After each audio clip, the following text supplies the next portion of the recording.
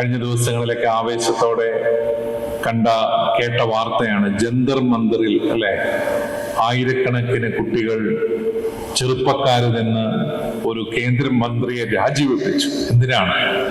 ഈ രാജ്യത്തിന്റെ വിദ്യാഭ്യാസ സിസ്റ്റത്തെ തകരാറിലാക്കി അതിന് someone should be accountable, ആരെങ്കിലും ഒരാൾ അതിന്റെ ഉത്തരവാദിത്വം ഏറ്റെടുക്കണമെന്ന് പറഞ്ഞ് അവരവിടെ 35 ദിവസം ആ ജന്തർ മന്ദിറിൽ ഒരുമിച്ച് കൂടി 10,000 ചെറുപ്പക്കാർ ഒരുമിച്ച് കൂടി അവർ പ്രതിഷേധം അറിയിച്ചു. അത് യഥാർത്ഥത്തിൽ ഇനിയുള്ള തലമുറകൾ അനുഭവിക്കേണ്ടി വരുന്ന സഹനത്തെ ഒഴിവാക്കാൻ വേണ്ടിയിട്ടാണ് അവരത് ചെയ്തത്.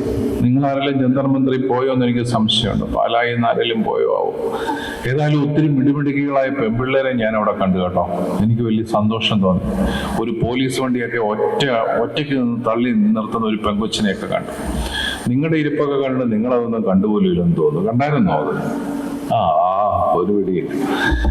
പൊതുവെ ഞങ്ങളുടെയൊക്കെ ഒരു ചിന്ത, നിങ്ങൾക്ക് അങ്ങനെ സാമൂഹിക കാര്യങ്ങളിലൊന്നും താല്പര്യമില്ല, എല്ലാവരും ഇങ്ങനെ മൊബൈൽ ഫോണൊക്കെ നോക്കി വാട്സപ്പും ഒക്കെ ആയി അതും ഇതുമൊക്കെ തോണ്ടിയിരിക്കുകയാണെന്നാണ്. പക്ഷേ ഇന്ത്യയിലെ ചെറുപ്പക്കാർക്ക് ഇത്രയും സാമൂഹിക പ്രതിബദ്ധതയും രാഷ്ട്രീയ ബോധവും ഒക്കെ ഉണ്ടെന്ന് ഇന്ത്യയിലെ ജനസാമാന്യം തിരിച്ചറിഞ്ഞ അസുലഭമായ ഒരു അവസരം കൂടിയായിരുന്നു അത്.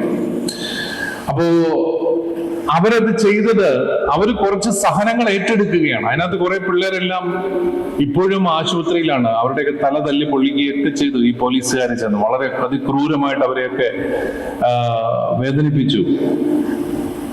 അവരെന്തിനാണ് ആ സഹനങ്ങൾ ഏറ്റെടുത്തത്?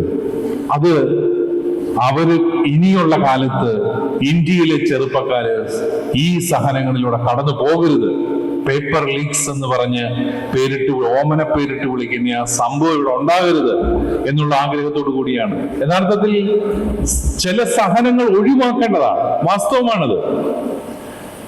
പ്രത്യേകിച്ചും സാമൂഹിക തിന്മകളിൽ നിന്നുളവാകുന്ന സഹനങ്ങൾ ഒഴിവാക്കപ്പെടേണ്ടതാണ്.